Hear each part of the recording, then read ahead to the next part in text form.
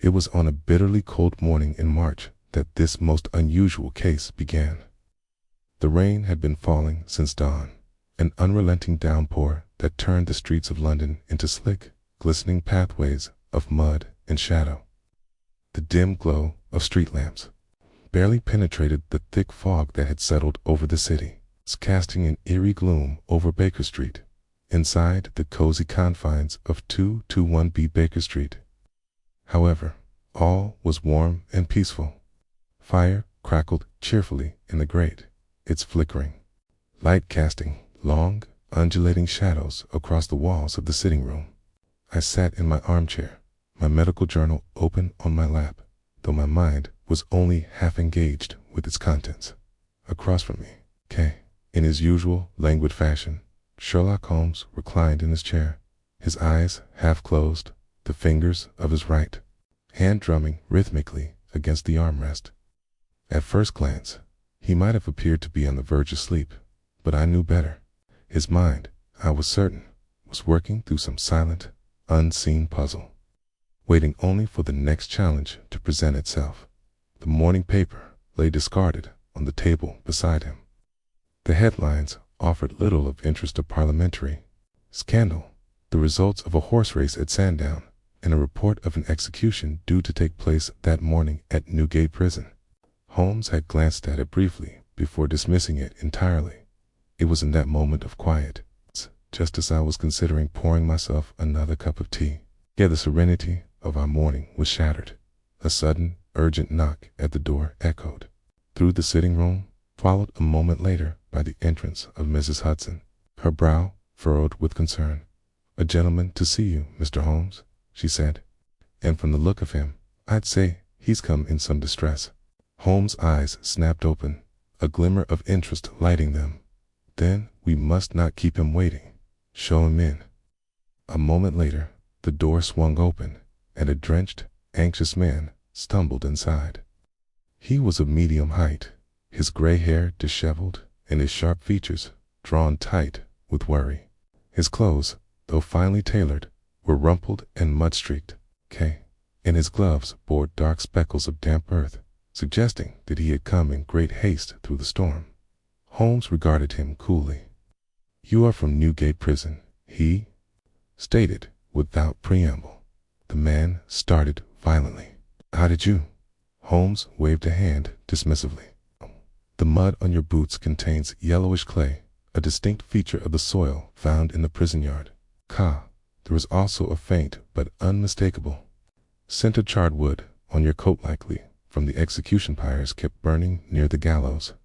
The man exhaled sharply, nodding. "Yes, you are correct. My name is Edward Langford, and I serve as the warden of Newgate Prison. I have come to you, Mr. Holmes, because I am at my wit's end." Holmes sat forward, his interest clearly piqued. "Proceed, Mr. Langford. What troubles you?" Langford wrung his hands together. "Mr. Holmes, an execution was scheduled to take place this morning at precisely 6 o'clock. The condemned was James Harrington, convicted of 3 brutal murders and sentenced to death by hanging." Holmes nodded. "Yes, I recall the case. A swift conviction. By all accounts, a most ruthless criminal." Langford swallowed hard. "Yes, but the execution, Mr. Holmes, it did not take place." A tense silence filled the room. I frowned. "What do you mean? Was a reprieve granted?" Langford shook his head violently. "No, Dr. Watson. The execution was set to proceed as planned. Condemned was brought to the gallows. The crowd had gathered. The black hood was placed over his head. The noose was tightened around his neck. Everything was in order." Holmes' voice was even, and then Langford's fingers clenched into a fist. Then the executioner vanished. Holmes rose and began pacing toward the mantelpiece, reaching for his long-stemmed pipe. His sharp eyes never left Langford's face. "Explain yourself, Mr. Langford. An executioner does not simply vanish." Langford exhaled, his hands trembling. "I know how it sounds, but I assure you it is the truth. At 5:59, Charles Danvers, the executioner, was in position. He stood beside the condemned, his hand on the lever, awaiting my signal.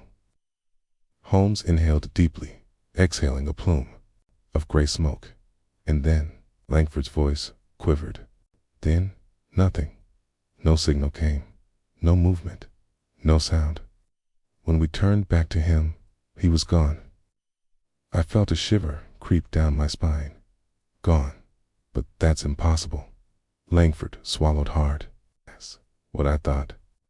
But one moment, Danvers was there, and the next, he was not.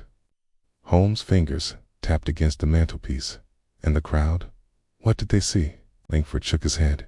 Some claimed they saw a shadow move. Others insisted Danvers simply ceased to exist. Holmes turned abruptly. And what do we know of Danvers himself? Langford hesitated. He has been an executioner for 15 years, a professional, precise, and respected man in his grim profession. He had no enemies, at least, none that we were aware of. No debts, no history of instability. Holmes' expression was unreadable. And yet, he has failed in his duty today. Langford paled. You believe he fled? Holmes gave a faint smile. It is one possibility. The other, Langford's throat popped, that he was made to disappear. Langford exhaled sharply. Mr. Holmes, I implore you come to Newgate Prison. The governor is demanding an explanation, and I fear rumors will spread. If word gets out that an executioner vanished before pulling the lever, the public will descend into hysteria. Holmes retrieved his violin case, plucking at the strings absently as he considered. You assume, of course, that I will take the case? Langford's expression faltered. Will you? Not. Holmes smiled. On the contrary, Mr. Langford, this is precisely the sort of puzzle that intrigues me. A man who vanishes at the moment of execution. Quite the riddle, indeed. I reached for my coat. Then we go at once. Holmes nodded. Yes, Watson. We must see the scene before it is tainted by speculation. Langford sagged in relief. Thank you, Mr. Holmes. You are our last hope of making sense of this madness. Holmes chuckled. Madness, Mr. Langford. There is a method to it, I assure you. He turned, tapping the ash from his pipe before retrieving his Inverness coat and deerstalker. Come, Watson, the gallows await. And with that, we stepped out into the storm. The carriage rumbled through the rain-soaked streets, its wheels cutting through the deep puddles that had formed along the edges of the cobbled roads. The storm had not relented since the morning, and thick gray clouds pressed down upon the city, casting London in a perpetual gloom. Holmes sat motionless beside me, its sharp features illuminated only by the occasional flicker of lamplight as we passed through the narrow lanes leading toward Newgate Prison. His hands, tinted beneath his chin, gave no indication of restlessness. But I recognized the familiar glint in his eyes. His mind was already racing ahead, dismantling the mystery before we had even arrived. Our client, Edward Langford, the warden of Newgate, sat opposite us, his posture rigid, his face drawn with concern. He had not spoken since we entered the carriage, save for the occasional sharp exhalation. His nervous fingers twitching against his damp coat. At last, I broke the silence. Holmes, have you considered the possibility that this may be nothing more than a carefully executed escape? I asked. Perhaps Danvers was coerced, or even bribed, into feigning his own disappearance. Holmes' lips curled faintly, but he did not immediately respond. Instead, he turned his attention to Langford. Tell me, Mr. Langford, was Danvers a man of means? Langford frowned. Means? No, I wouldn't say so. He was paid fairly for his work, but he lived modestly a small lodging near Clerkenwell. Nothing extravagant. Holmes nodded. And yet, you see the flaw in Watson's theory, don't you? Langford blinked. I'm afraid I do not. Holmes exhaled, shifting slightly. If Danvers had been bribed into fleeing, it would require a substantial sum to persuade a man of his profession to abandon his duties so publicly. And yet, if such a sum had been arranged, it would have drawn noticeable attention. There would be debtors suddenly repaid, extravagant purchases made, whispers among his acquaintances, none of which, I suspect, you have encountered. Langford shook his head. Not a whisper, Mr. Holmes. Holmes tapped his fingers lightly against his knee. Then we must entertain another possibility, that Danvers did not leave of his own accord. Langford paled. You believe he was taken? Holmes did not answer immediately. That, Mr. Langford, is what I intend to determine.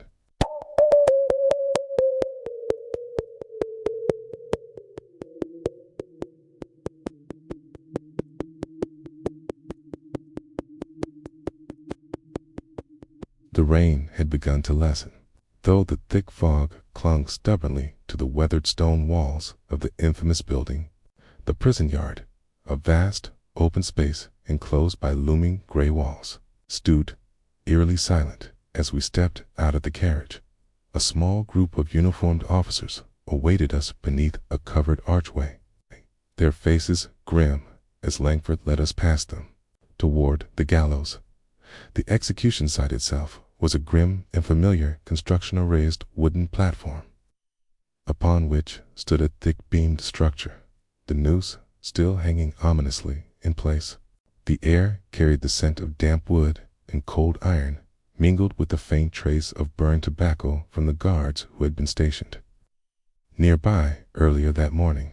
Holmes stepped forward without hesitation, his sharp gaze sweeping across the scene precisely as it was when Danvers disappeared. Langford nodded. We have not moved a thing. Holmes strode toward the gallows, his keen eyes moving over the wooden planks, the support beams, and finally the trapdoor mechanism. He crouched, running his fingers along the edges of the platform, then rising to inspect the noose itself. Interesting, he murmured. I stepped beside him. What do you see? Holmes reached up, lightly touching the thick rope. Its noose was adjusted twice this morning. Langford frowned. Twice. Holmes nodded. Once when it was prepared, and again just before the execution was to take place. I furrowed my brow. But that's standard, isn't it? A final adjustment before Holmes held up a hand. Yes, Watson, quite standard. However, what is not standard? He gestured toward the wooden planks of the platform. Is the absence of any disturbance beneath where Danvers stood? Langford blinked. I beg your pardon. Holmes knelt, running his fingers along the slightly dampened wood.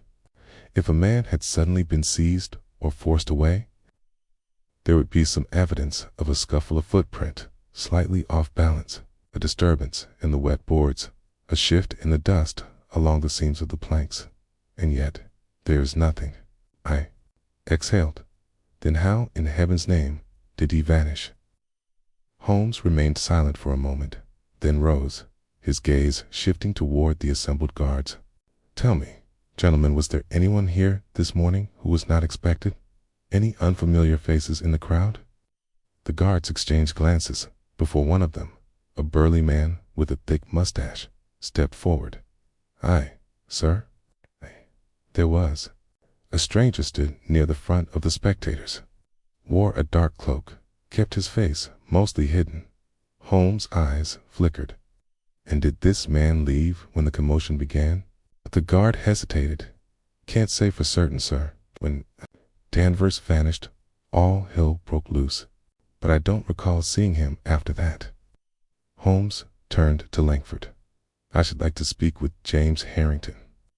Langford's face darkened. The condemned man. Holmes smiled faintly. He was the last person to see Danvers before he vanished. If there is a clue to be found, he may hold it. Langford hesitated, but then nodded. Very well, Mr. Holmes, but be warned, Harrington is a dangerous man. Holmes' expression did not change. So am I. Langford lead U.S. down the cold, damp corridors of the prison, the air thick with the scent of age and confinement. The echo of our footsteps bounced off the high stone walls, each step carrying us deeper into the belly of Newgate. At last, we reached Harrington's cell. The man within was tall and lean, his dark hair unkempt, his piercing eyes sunken but alert. Despite his chains, there was no fear in his gaze, only quiet amusement. Holmes stepped to the bars. "Mr. Harrington, I presume?" The prisoner smirked. "And you, sir, are Sherlock Holmes." Holmes inclined his head. "Then we need not waste time on introductions." Harrington leaned forward slightly, his chains rattling faintly. "You've come about the executioner." Holmes' lips curled into a small smile. "You saw something." Harrington's gaze gleamed. "I did." Holmes tilted his head. "Then tell me what became of Charles Danvers." Harrington's smile widened ever so slightly.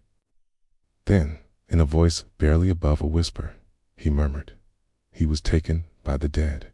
A cold silence filled the corridor. I felt an uneasy chill creep down my spine, but Holmes' eyes only gleamed brighter. He murmured, "Now we are getting somewhere." The damp stone walls of Newgate prison seemed to press inward, as if the weight of its centuries-old history were watching and listening. The air smelled of iron and damp decay, and the flickering gas lamps did little to drive away the ever-present gloom that clung to the corridors like a specter. Before us, James Harrington, the condemned murderer, sat calmly in his cell, his chains rattling softly as he shifted his position. His thin, pale fingers drummed absently against the wooden bench on which he sat, his sharp eyes glinting with a mixture of amusement and curiosity. Holmes regarded him with a detached coolness, his hands folded behind his back. "Mr. Harrington, you claimed that Charles Danvers was taken by the dead." Harrington's lips curled into a faint smile. "And what a strange thing for a man like me to say. Wouldn't you agree?" I frowned. "Rather preposterous thing, I should say." Harrington turned his gaze toward me, his expression never wavering. "Preposterous, perhaps. But tell me, Doctor, was I the one who vanished into thin air?" Holmes tilted his head slightly. "Fair point." He took a step closer to the iron bars, lowering his voice ever so slightly. "But let us set aside theatrics for a moment. Mr. Harrington, you were the last man to see Danvers before he disappeared. Tell me precisely what you saw." Harrington leaned back against the stone wall, exhaling through his nose. "I saw what everyone else saw," he murmured. "One moment he was there, and the next he wasn't." Holmes' eyes narrowed. "Do you expect me to believe that you, a man who has nothing left to lose, who stood mere inches away from him, noticed nothing?" Harrington tapped his fingers against his knee. "Ah, but you assume I wish to be helpful." Holmes smiled faintly. "You assume I require your cooperation." A brief silence stretched between them. Then Harrington chuckled. "I rather like you, Mr. Holmes. There's a sharpness in your eyes I don't often see in men who wear the mantle of law and order." His smile widened, revealing teeth like a wolf's. "What will you give me for my story?" Lestrade scoffed. "You're set to hang, Harrington. Don't think for a moment that this will buy you a second chance." Holmes raised a hand to silence him. "What do you want?" Harrington's dark gaze flickered with amusement. "Nothing grand, only a simple request." He leaned forward, lowering his voice to a conspiratorial whisper. "When I die, I want my name to be remembered." Stiffened at the cold finality of his tone, Holmes nodded slowly. "Very well." Harrington exhaled, sitting back. "A promise from Sherlock Holmes. Now, that's worth something." Holmes did not break eye contact. "Your story, then?" Harrington's fingers stilled against his knee. His expression darkened, ever so slightly, as if the weight of what he had seen had finally settled upon him. It happened the moment the noose tightened around my neck. He murmured. Danvers stood beside me, his hand on the lever. I could feel his breath in the air, smell the sweat on his skin. Holmes said nothing, only listening. Then Harrington continued, his voice growing softer. I heard something. Okay. I frowned. Heard what? Harrington's gaze flickered toward me. A whisper. Doctor. Low and raspy, like wind through a cracked door. Lestrade scowled. You're making this up? Harrington ignored him. It came from behind me, behind Danvers, a voice that did not belong to any man I know. Holmes' posture did not change. What did it say? Harrington hesitated. Key. Then, in a voice barely above a breath, he whispered, You should not be here. A chill ran down my spine. Holmes, however, remained impassive. Okay. Then, Harrington exhaled. Then, the air grew cold. My breath turned to mist before my eyes, even though the morning was not cold enough for it. I saw Danvers stiffen beside me, as if he had felt it too. Then he snapped his fingers. Gone. Lestrade let out a scoffing laugh. A ghost story. That's what you're peddling. Harrington smiled, but there was no mirth in it. I don't care what you believe, Inspector, but I saw what I saw. Holmes remained still. In the whisper, was it familiar? Harrington's gaze darkened. No, and yet, something about it felt known. Holmes tilted his head slightly, considering. Then, without another word, he turned on his heel and strode away. I blinked. Holmes. Come, Watson. I hesitated before following him out of the cell. Lestrade, after casting one last glare at Harrington, did the same. We stepped back into the main corridor, the gas lamps casting long shadows against the stone walls.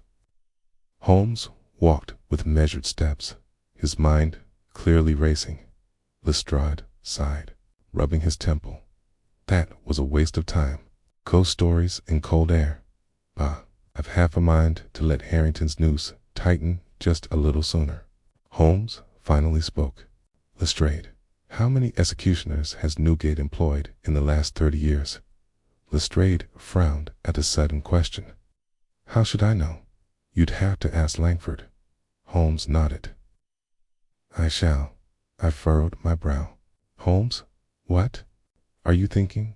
Holmes exhaled. If I am correct, Watson, then this case has very little to do with Charles Danvers at all. Lestrade scowled. What in blazes does that mean? Holmes stopped walking, turning to face us.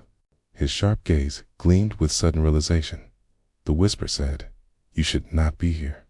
I nodded. Yes, but what does that mean? Holmes' expression darkened. It means that Danvers was standing where another man was meant to be. Lestrade frowned. Holmes adjusted his coat, his tone grim. The last executioner to die upon the gallows of Newgate. A heavy silence settled between us. Then, without another word, Holmes strode toward Langford's office, leaving us to exchange uneasy glances before following him.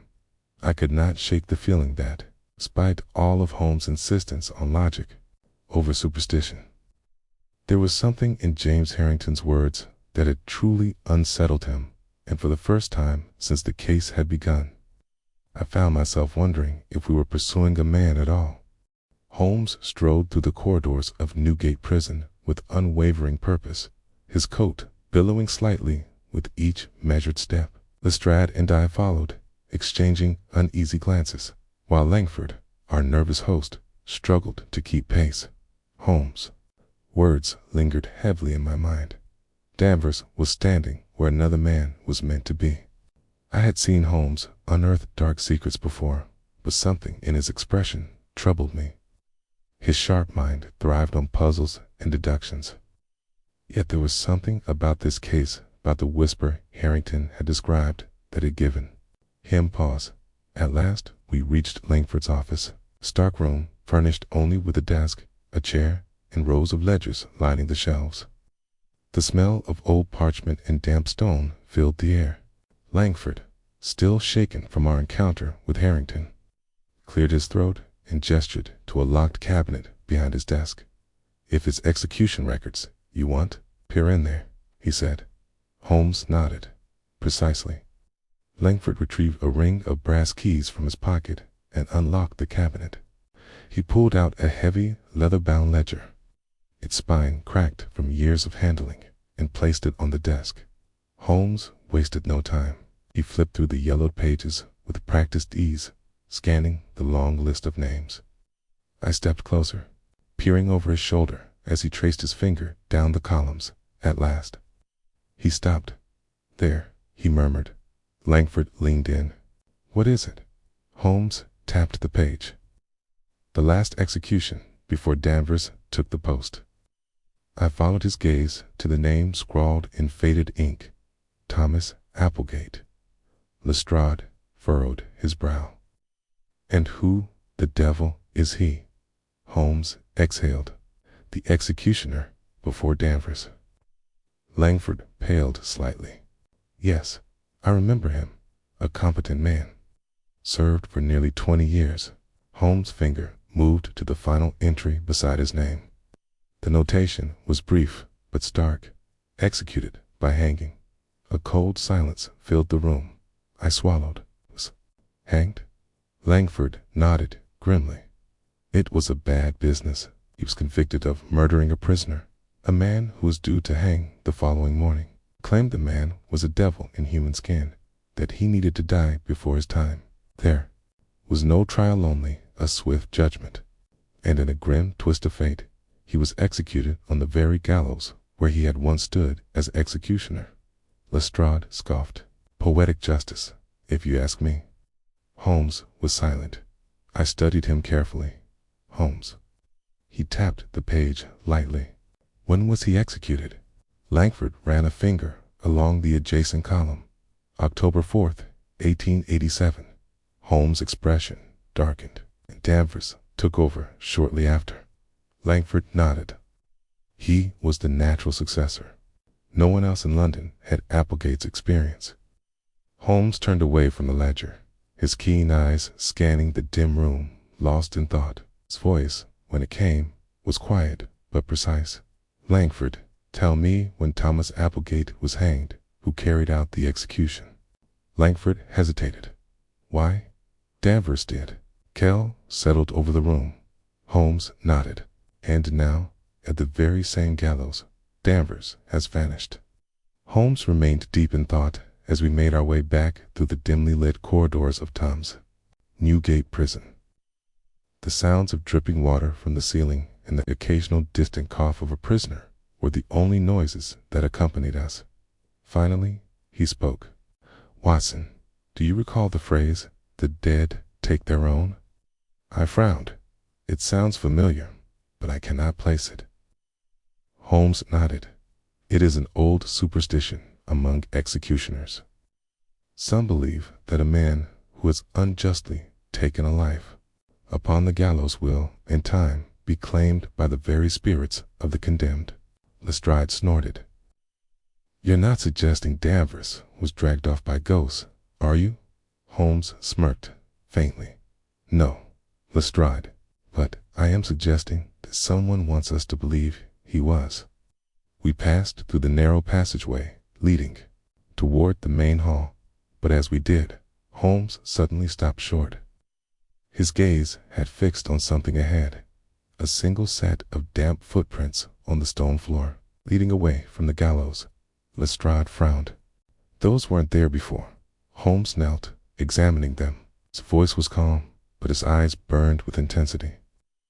"No, they were not." The footprints led down a side passage, one rarely used. Holmes rose abruptly. "Langford, where does this corridor lead?" Langford hesitated. "That passage connects to the old executioner's quarters. They've been abandoned for years." Holmes' lips curled. "Not abandoned, Mr. Langford. Only forgotten." Without another word, he strode down the corridor, following the trail. I felt a strange unease settle over me as we followed, the air seeming to grow thicker, heavier with each step. Lestrade muttered, "I have a bad feeling about this." Holmes ignored him, pushing open a heavy wooden door at the end of the passage. We stepped inside. The air in the old executioner's quarters was stale and undisturbed, save for the faint scent of damp and dust. The room was small and simple. Wooden cat, a desk, and an iron-bound chest in the corner. Holmes' gaze swept the room. Then he stepped forward, kneeling beside the chest. The kit was partially open. He lifted the lid, revealing a set of old executioner's robes, but it was what lay beneath them that caused him to exhale sharply. A black hood. Lestrade frowned. "What is it?" Holmes lifted the hood, turning it over in his hands. Then he tilted it toward the dim light. A name was stitched into the fabric. Thomas Applegate. Langford's breath hitched. But that was his hood. "Why is it here?" Holmes rose slowly, his expression unreadable. "It's because, Mr. Langford, someone placed it here very recently." A tense silence filled the air. Then a sound. A faint, scraping noise coming from behind the wooden wall panels. Lestrade reached for his revolver. "What was that?" Holmes' expression darkened. "Something tells me we are no longer alone." That moment, the flame in our single lantern flickered. The air turned strangely cold, as if an unseen presence had passed through the room. Langford swallowed hard. "Mr. Holmes." Holmes' voice was calm, measured. "Yes, Mr. Langford." Voice dropped to a whisper. "I think we've found Danvers." A cold silence settled over the room as we stood in the abandoned executioner's quarters. The scent of dust and damp was thick in the air. Holmes held up the black hood with the name Thomas Applegate stitched inside, his expression unreadable. Then, from the far end of the room, the sound came again, a faint scraping noise, barely perceptible, as though something or someone was shifting behind the wooden paneling. Lestrade stiffened. "There's someone back there." Langford's breath was shallow. "That's impossible. Those walls are solid." Holmes smiled faintly. "Nothing is ever quite as solid as it seems, Mr. Langford." He knelt beside the far wall, his fingers gliding along the wood grain. Then, with the faintest pressure, he pushed against a section near the floor. There was a click. The panel shifted inward. Langford staggered back. "Good Lord." Holmes stood, dusting off his hands. "Watson, your lantern." Lifted it higher, casting a dim glow into the narrow space beyond the false wall. A dark passage stretched into blackness, its entrance barely wide enough for a man to squeeze through. The walls were crumbling stone, old and forgotten, yet worn smooth in places as though someone had passed through here many times before. Lestrade let out a curse. "So that's how he vanished." Holmes nodded. Indeed, the execution platform was merely a stage. "Inspector, Danvers did not disappear into thin air. He was taken through here." Langford swallowed hard. "But who could have built this, and why?" Holmes stepped forward, his keen eyes flickering over the edges of the hidden passage. "This, Mr. Langford, is not a passage built by any modern hand." He ran his fingers lightly over the stonework, his voice quiet yet edged with certainty. "This was built long before Danvers ever took the post of executioner." Holmes turned back to us, his gaze sharp. "We must move quickly. Danvers is still alive. He is being held somewhere beyond this passage." Lestrade hesitated. "And if he's not?" Holmes exhaled. "Then we are walking into a tomb." I felt a strange unease settle over me as Holmes slipped into the passageway. The air inside was thick, heavy, carrying a scent of damp stone and old decay. The tunnel was narrow, forcing us to move in single file, our shoulders brushing the cold walls. Langford's voice was barely above a whisper. "I never knew this was here." Holmes spoke softly. There are many things buried beneath London, Mr. Langford. Some are simply better hidden than others. The passage sloped downward, the ground uneven beneath our feet. The walls grew tighter, the air staler. I could hear the faint drip of water somewhere in the distance, the only sound besides our footsteps. Then Holmes stopped abruptly. Lestrade nearly walked into him. "What is it?" Holmes lifted the lantern, its light catching something in the darkness ahead. A door. It was old, far older than the passage itself. Heavy, iron-bound, its surface scarred with deep scratches. The wood was darkened with age, yet I could see marks upon it, symbols carved with a shaking hand. Langford squinted. "Is that writing?" Holmes nodded, brushing his fingers over the markings. His voice was quiet. "Names." I frowned. "What?" Holmes stepped back, holding the lantern higher. Scrawled across the wood, in uneven, desperate letters, were names, dozens of them, perhaps more. Some were barely legible, the carving so faint it had nearly faded with time. Others were deeply etched, the pressure behind them unmistakable. Lestrade swallowed. "What is this place?" Holmes' gaze did not waver. "A prison," he murmured. Langford's breath hitched. A prison. But for whom? Holmes reached forward and pressed against the door, groaned under his touch, the rusted hinges creaking with age. Then it gave way. The room beyond was small, cramped, with low stone ceilings that seemed to press downward. The lantern's glow revealed rows of old chains affixed to the wall, some empty, some still holding the brittle remains of long-dead prisoners. Langford covered his mouth in horror. God in heaven! I swallowed hard. The air was thick with dust, decay, and something else, something old and unspoken. Holmes moved forward with careful steps, his sharp gaze scanning the chamber. Then, at the far end of the room, he halted. Something moved in the shadows. I felt my pulse quicken as Holmes stepped closer. A figure sat against the wall, bound in chains, his head slumped forward. His clothes were torn, his wrists raw from iron, cuffs that had bitten deep into his flesh. Lestrade exhaled sharply. "It's him. Charles Danvers." I rushed forward, checking for a pulse. "He's alive," I breathed, relief washing over me. "Barely, but alive." Langford ran a trembling hand through his hair. "What, how did he?" Holmes interrupted, his voice low and edged with something unreadable. "Watson, what do you observe?" I hesitated, glancing back at Danvers.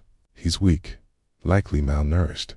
His hands, they're bruised, as if he's been trying to free himself." Holmes nodded, and his expression. I frowned, looking closer.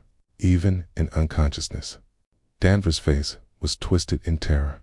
His lips were parted slightly, his breath shallow. But there was something about his eyes, even closed.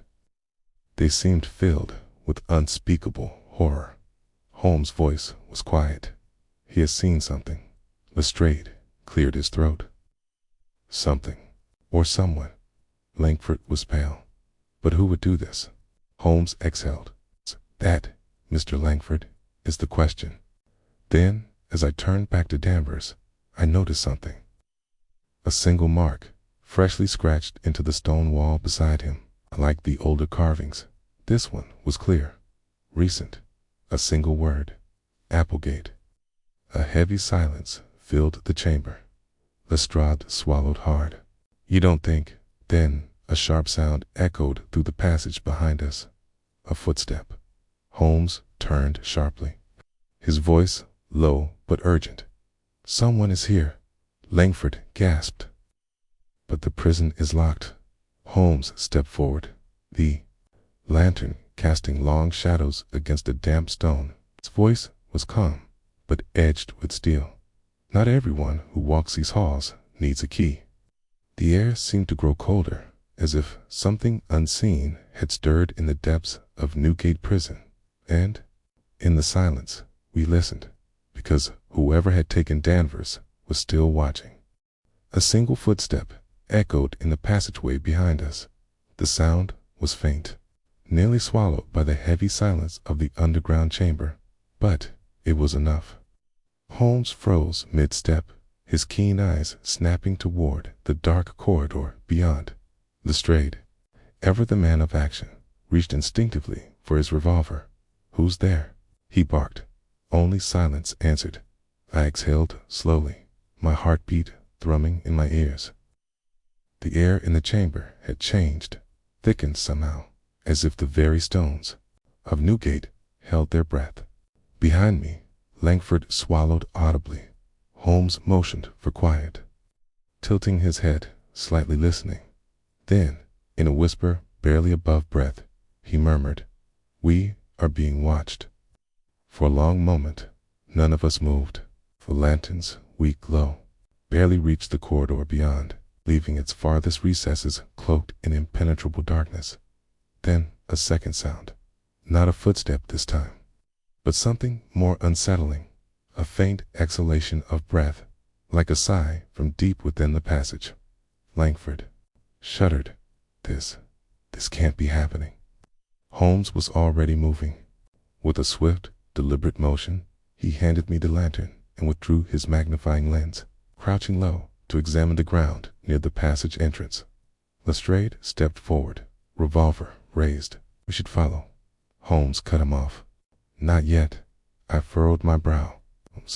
"If someone is in these tunnels," Holmes raised a hand for silence. His fingers traced lightly along the damp stone floor, searching for something unseen to the rest of us.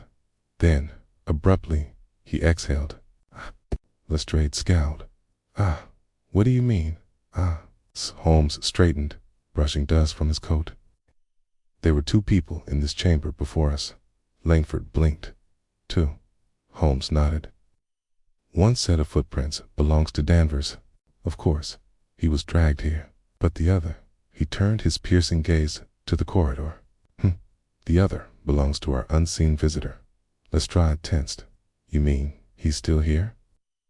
Holmes glanced at the footprints leading into the dark corridor. "Not anymore." I inhaled sharply. "He's fled." Holmes nodded. "And we must follow?" Without another word, Holmes strode toward the corridor, his movements quick and precise. I hurried after him, lantern held high, as Lestrade and Langford followed at a cautious distance. The passage twisted and turned, the air growing thicker with moisture, the walls narrowing around us. The smell of aged stone and mildew clung to the air, mingling with something else, something earthy and metallic. Blood. I caught Holmes' eye. He had noticed it too. "Watson, the lantern," he murmured. I lifted the light, and thereon, while ahead were fresh smears of blood. Langford let out a quiet curse. Who in God's name has been down here?" Holmes stepped forward, his gloved fingers tracing the smeared pattern. "The trail is recent." Lestrade gripped his revolver tighter. "Then we may still catch them." Holmes exhaled softly. "Perhaps." Then, with unerring certainty, he pressed onward. The narrow passageway opened suddenly, revealing a small chamber, one that had clearly been long abandoned. The floor was uneven, the stones cracked, and at its center stood a rusted iron-barred door. Holmes approached cautiously. The bars were bent inward, as if something or someone had forced its way through. I hesitated at the threshold. "Holmes, what is this place?" Holmes ran a hand lightly over the iron. "An old cell, likely abandoned when Newgate's newer blocks were built." Lestrade squinted through the broken bars. "And whoever was here didn't want to stay." Holmes smiled faintly. "Or didn't want someone else getting in." Chill crawled up my spine. "Meaning?" Holmes stepped into the cell, his sharp gaze sweeping the interior. "Meaning, Watson, that this was not a cell for keeping prisoners." Lestrade frowned. "Then what was it?" Holmes crouched, brushing dust from a deep groove in the floor, worn by time and use. Then he spoke. his voice quiet but certain. A tomb. Langford let out a choked breath. A tomb? Holmes did not look up. Not in the conventional sense. This cell was not built to house the living, but to contain the dead. I shuddered. But why? Holmes' fingers traced the groove in the floor. To keep something hidden. Then he tilted his lantern downward, and there, into the stone beneath the dust, was a single name. Applegate. Lestrade exhaled sharply. That's the second time we've seen that name. Holmes nodded, his gaze unreadable. And it will not be the last. Langford swallowed.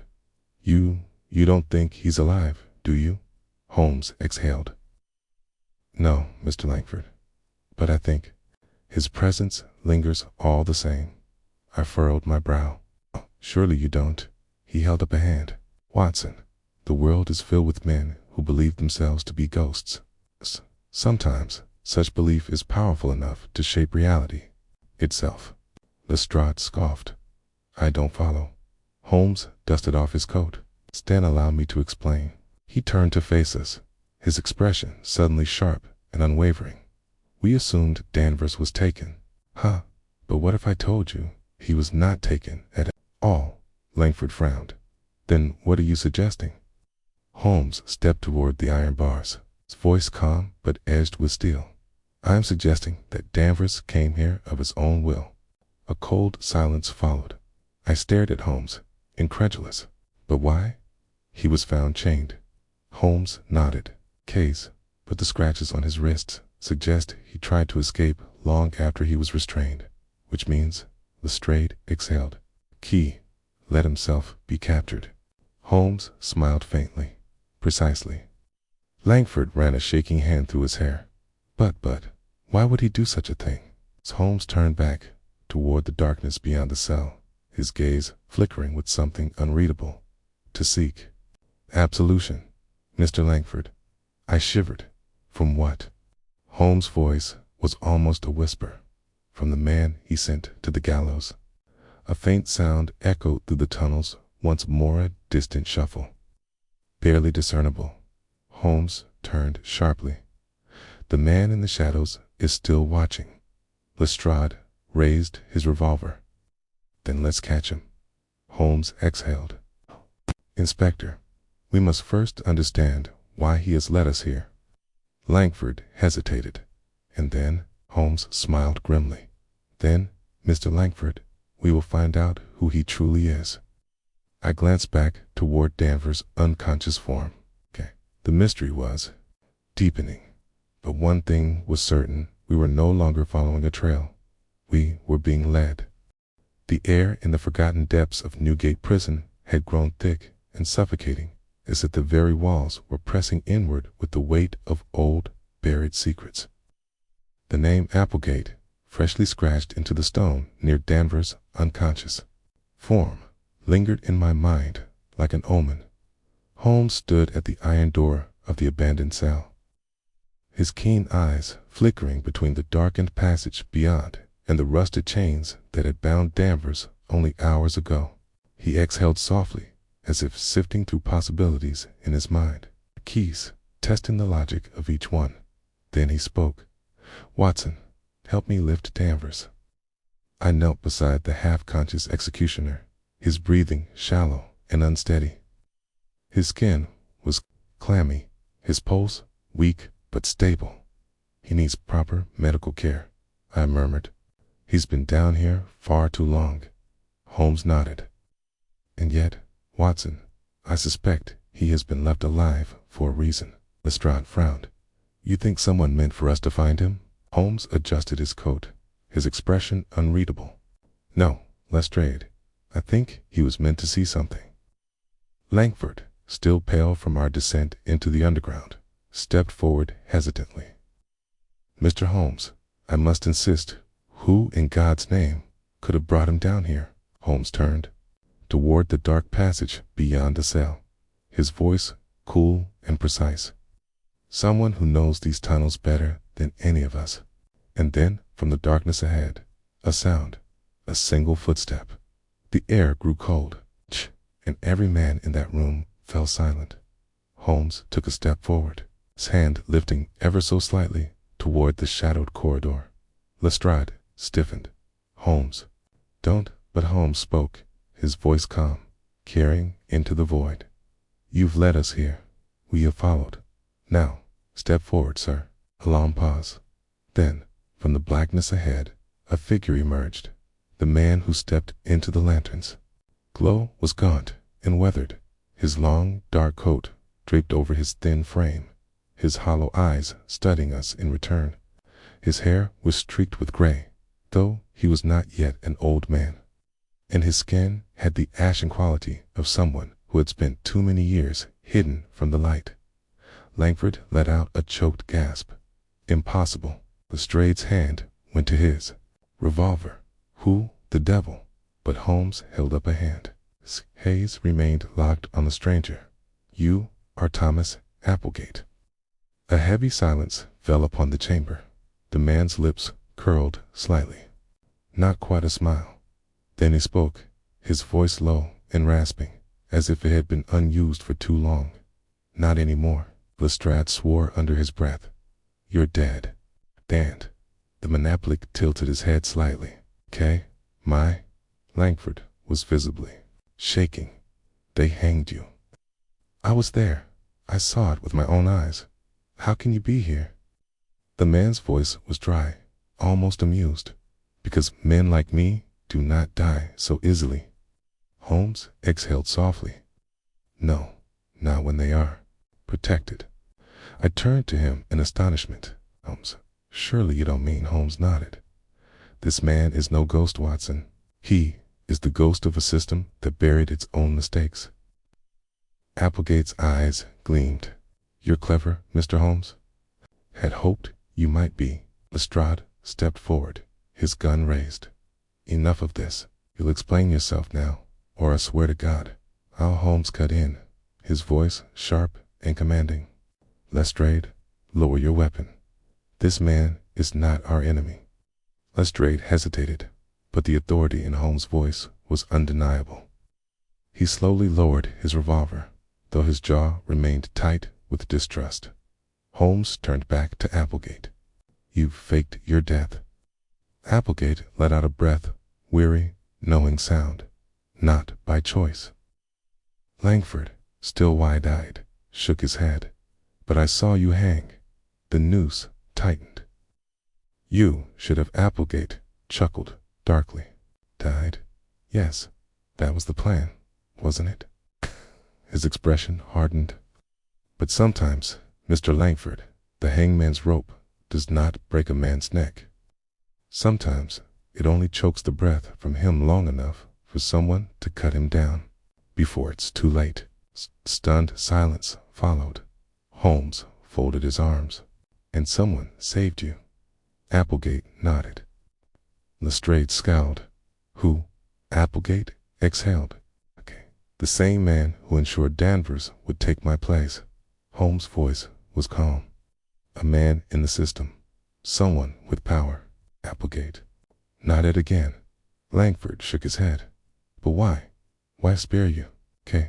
Applegate's hollow eyes flickered toward Danvers' unconscious form. His voice, when he spoke, was laced with something deep and bitter. Because I knew the truth. Holmes tilted his head slightly. The truth about what? Applegate exhaled. About what happens when an executioner sees too much. Holmes remained still for a long moment. Then he spoke, his voice softer now. You were not merely an executioner. Were you, Applegate? The man let out a slow breath. No, Mr. Holmes. I was a witness. I swallowed. A witness to what? Applegate's fingers tightened into a fist, his jaw clenching. To the ones who are not meant to die. Langford frowned. What are you saying? Holmes' voice was calm, but steady, upped. That not every man who hanged in Newgate was sentenced by the courts. Lestrade's face darkened. You mean murder? Applegate gave a bitter chuckle. You're more naive than I expected, Inspector. Yes, murder, but with the blessing of those who were supposed to uphold the law. I felt a cold chill creep down my spine. Who was behind it? Applegate's eyes flickered toward Danvers once more. That is the question, isn't it? Holmes nodded slowly. And that is why you have stayed hidden all these years. Applegate smiled faintly. You see much, Mr. Holmes? Lestrade folded his arms. Enough riddles. If there's a hidden hand at work, we need to know who it is. Applegate exhaled. And you shall. He stepped forward, his shadows stretching along the stone walls.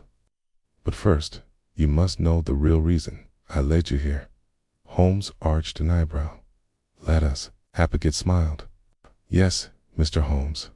You followed the trail precisely as you were meant to.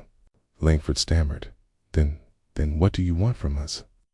Applegate's voice was low and final, to finish what was started. The lantern flickered, the air suddenly colder than before. Holmes exhaled softly. Then, I believe, gentlemen, we are about to meet the man behind it all. And somewhere in the shadows of Newgate, someone was waiting for us. The air in the underground chamber was thick with tension, the flickering lantern casting long, shifting shadows across the damp stone walls. The presence of Thomas Applegate, the executioner who had supposedly died at the gallows, had shattered every assumption we had carried into Newgate prison. But Holmes was not yet satisfied. You led us here for a reason, Mr. Applegate, he said, his voice calm, yet edged with something firm and unrelenting. And I do not believe it was simply to share your story. Applegate's hollow eyes flickered toward Danvers, who lay barely conscious on the floor, then back to Holmes. No, he murmured, it wasn't. Holmes stepped forward. Then, speak plainly. Applegate exhaled slowly. I am not the one you seek. Lestrade let out a sharp scoff. Of course you're not. You're just a man who faked his own death, haunts underground tunnels, and kidnaps executioners. It's completely normal business. Applegate turned to face him. Too, you assume. I took Danvers. Lestrade hesitated. You mean to say you didn't? Applegate shook his head. Danvers came looking for the truth. His voice darkened. And the truth found him first. Holmes studied Applegate carefully. Then tell me, who does this all lead back to? Applegate's jaw tightened. You already know the answer, Mr. Holmes. Holmes' eyes flickered with something cold and calculating. Then, after a moment's pause, he exhaled. Yes, he murmured. I believe I do. Holmes turned sharply to Langford, who had remained silent for most of the exchange, his face still pale from our descent into the tunnels. Mr. Langford, in your time as warden, how many men have you hanged that were not sentenced by the courts? His face blanched even further. That's why. That's absurd. Every execution at Newgate is properly processed. Holmes cut him off, his voice sharp. You misunderstand me, sir. I am not asking if the law sentenced them. He took a step forward. I am asking if they were meant to die. Langford hesitated, his throat bobbing. I don't know what you mean. Holmes smiled faintly. That is the second lie you have told me this evening. A thick silence followed. Then Holmes continued, his voice even merciless in its precision. There is a name that no one has yet spoken. A name that has been missing from every official record, every witness statement.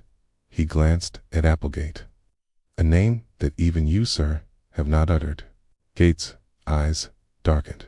Lestrade frowned. Who? Holmes turned back to Langford, watching his reaction carefully as he spoke the name aloud. Sir Hector Graves. Langford jerked as if struck. The reaction was all the confirmation Holmes needed. Lestrade blinked. Who in God's name is that? Holmes exhaled slowly. Sir Hector Graves, former High Commissioner of London prisons. A man whose influence extends from the courtrooms of the Old Bailey to the dark alleys of Whitechapel. Langford staggered back, shaking his head furiously. No, you don't understand. Holmes' voice remained calm and unrelenting. I understand perfectly, Mr. Langford. His sharp gaze locked onto him. You have been taking orders from a dead man. Langford's breath was ragged, his face slick with sweat and fear. You don't know what you're saying, Holmes? Holmes tilted his head slightly. Don't I? Langford took another step back, glancing toward the tunnel entrance, as if gauging an escape. Lestrade noticed and blocked his path. Oh no, you're not going anywhere, Holmes continued. Sir Hector Graves was reported dead 5 years ago. Quiet passing, they said, due to an unexpected illness. And yet, his death was not formally investigated, nor was his body ever seen by anyone outside his inner circle. Langford's fingers trembled. That's because there was nothing to investigate. Holmes smiled. And yet, despite his supposed death, men continue to be hanged in Newgate under his orders. Langford stiffened. Holmes went on. Men who had no proper trial. Men who were not recorded in the official prison registry. His voice lowered. Men who were inconvenient. Langford looked as if he might be sick. I exhaled, the pieces falling into place. Good God. I turned to Holmes. You mean to say Graves is alive?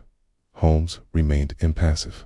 I mean to say that his influence never died. A heavy silence followed. Then Applegate spoke, his voice low and grim. There is a place where the dead speak, Mr. Holmes.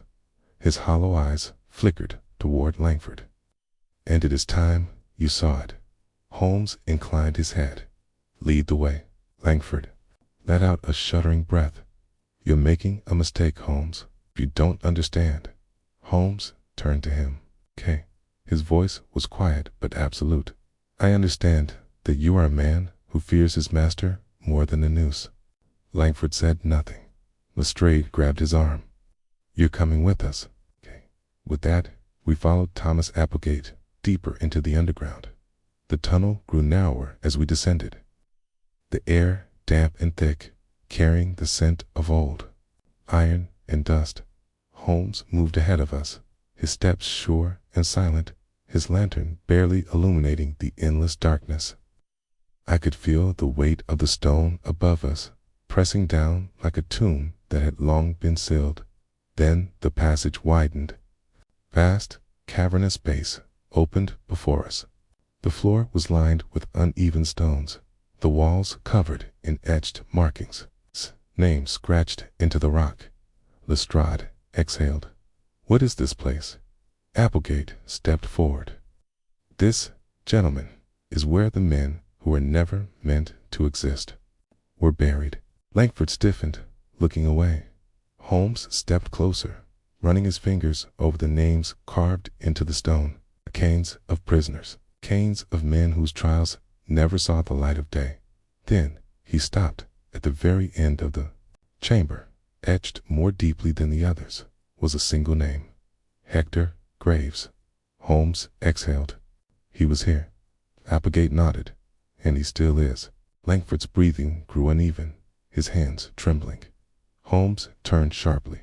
Where is he? Applegate's voice was quiet and certain. Closer than you think.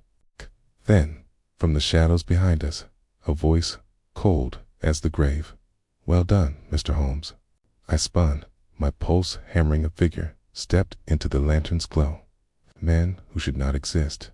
IX.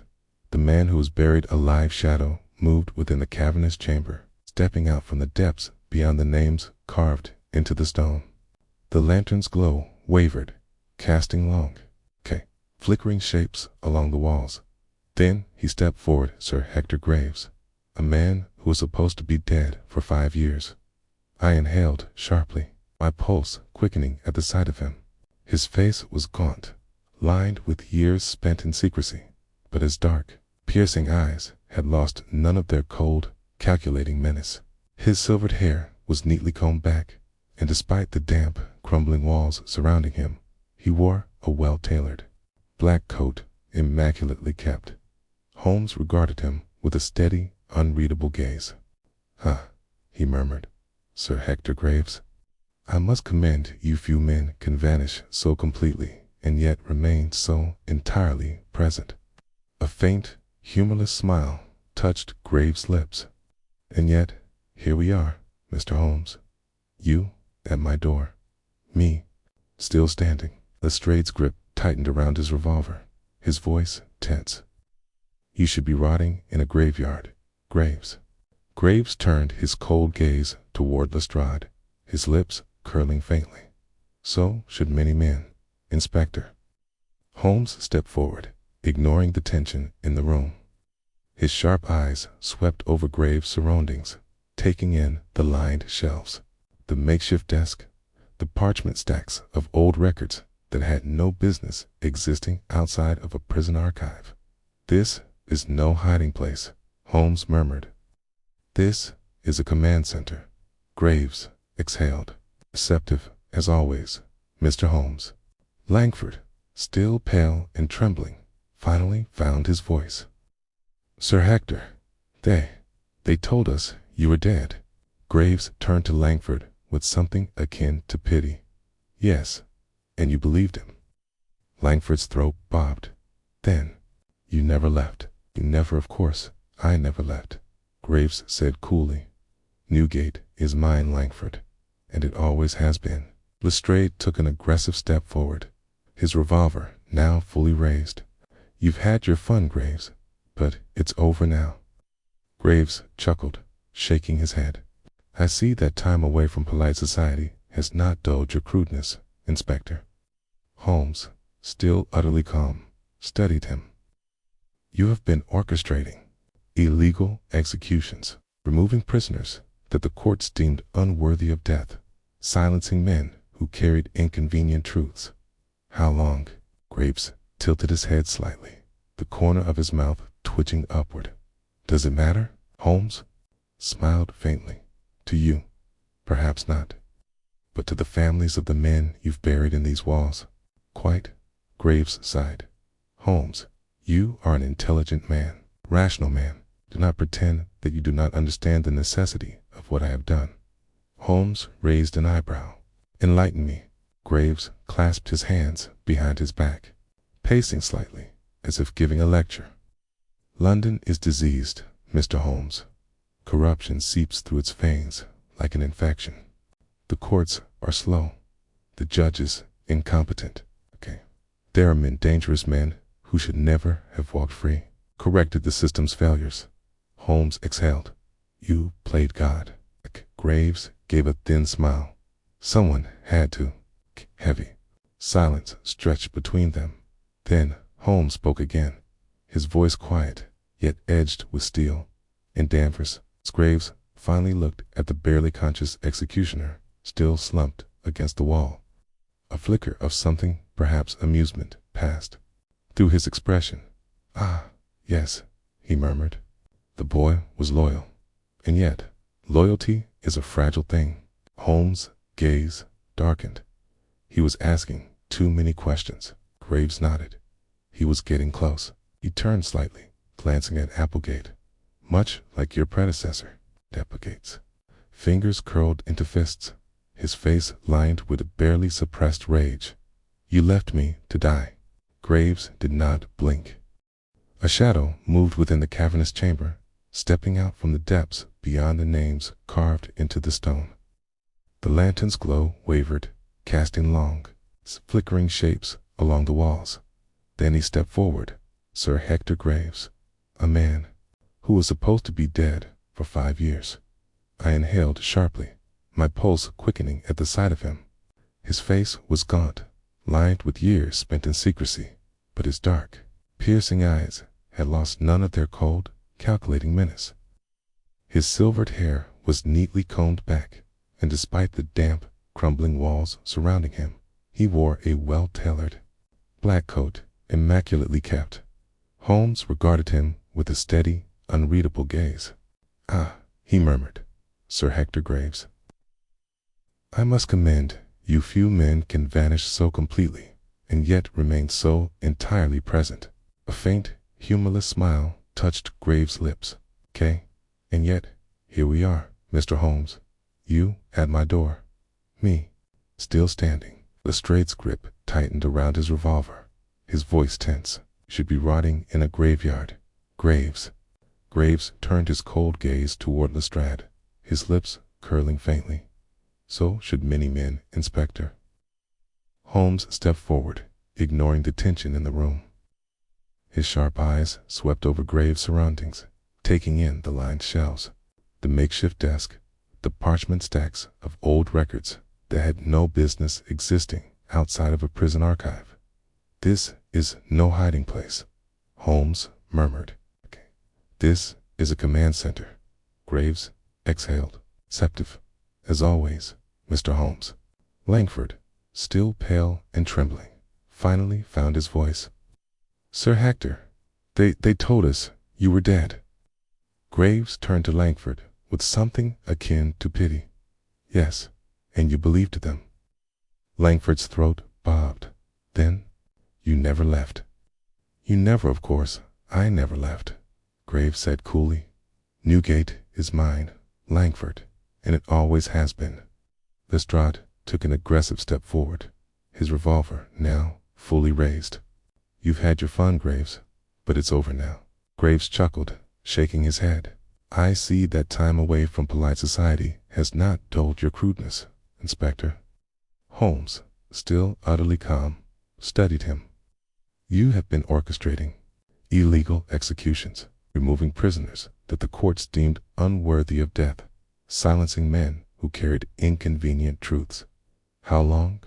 Graves tilted his head slightly, the corner of his mouth twitching upward. "Does it matter?" Holmes smiled faintly. "To you, perhaps not, but to the families of the men you've buried in these walls." "Quite," Graves sighed. "Holmes, you are an intelligent man, a rational man. Do not pretend that you do not understand the necessity of what I have done." Holmes raised an eyebrow. "Lighten me." Graves clasped his hands behind his back, pacing slightly as if giving a lecture. "London is diseased, Mr. Holmes. Corruption seeps through its veins like an infection. The courts are slow, the judges incompetent. There are dangerous men who should never have walked free. I corrected the system's failures." Holmes exhaled. "You played God." Graves gave a thin smile. "Someone had to." A heavy silence stretched between them. Then Holmes spoke again, his voice quiet, yet edged with steel and Danvers. Graves finally looked at the barely conscious executioner, still slumped against the wall. A flicker of something, perhaps amusement, passed through his expression. "Ah, yes," he murmured. "The boy was loyal, and yet loyalty is a fragile thing." Holmes' gaze darkened. He was asking too many questions. Graves nodded. He was getting close. He turned slightly, glancing at Applegate. "Much like your predecessor." Applegate's fingers curled into fists, his face lined with barely suppressed rage. "You left me to die." Graves did not blink. "I left you to serve your purpose." Applegate lunged toward him, but Holmes held up a hand, stopping him. "No," he said, firmly. Applegate breathed heavily, his entire frame trembling with fury. Graves smiled faintly. "So predictable." Lestrade's patience finally snapped. "Enough of this. You're coming with us." Graves did not move. Holmes studied him carefully. "No, Lestrade." Lestrade frowned. "What?" Holmes exhaled.